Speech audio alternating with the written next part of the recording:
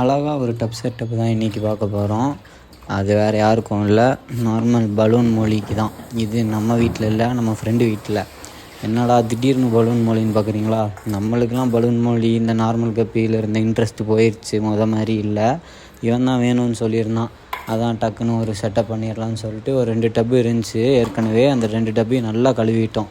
மெயினாக இந்த டப்பை கழுவுறப்ப அவ்வளோவா சோப்பு யூஸ் பண்ணாதீங்க, கம்மியாக யூஸ் பண்ணுங்கள். அதுதான் உங்கள் மீனுக்கு நல்லதாக இருக்கும்.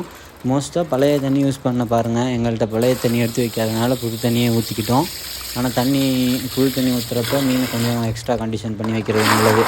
அப்புறம் கீழே கொஞ்சம் கல் போட்டுக்கிட்டோம் இந்த டைமு. இவன்ட்டு ஏற்கனவே கல் இருந்துச்சு, அந்த கல்லை நல்லா கழுவிக்கிட்டோம். மெயின் அதுதான். அந்த கல்லில் ஏதாவது அழுக்கு இருந்து அது கூட நம்மளுக்கு மீனை அமோனியா ட்ரிகர் பண்ணி மீனை கொல்லலாம். அதனால் அந்த கல்லெலாம் நல்லா கழுவிடுங்க. நல்லா கழுவிட்டு ஒவ்வொரு இதுக்கும் ஒவ்வொரு கல்லை போட்டு விட்டுட்டு மொத்தம் 4 மீன் வாங்கியிருந்தோம். 4 ரிலீஸ் பண்ணோம்.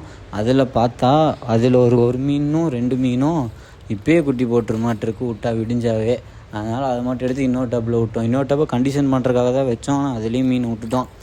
இது குட்டி போடுதா இல்லை அடுத்து இந்த குட்டி எப்படி வளர்த்துறோம் அப்படின்றத பார்ப்பீங்க. அதுக்கு நீங்கள் இந்த சேனலை சப்ஸ்கிரைப் பண்ணி வச்சிட்டிங்கன்னா அடுத்தடுத்து வீடியோ உங்களுக்கு ரெகுலராக வந்துடும்.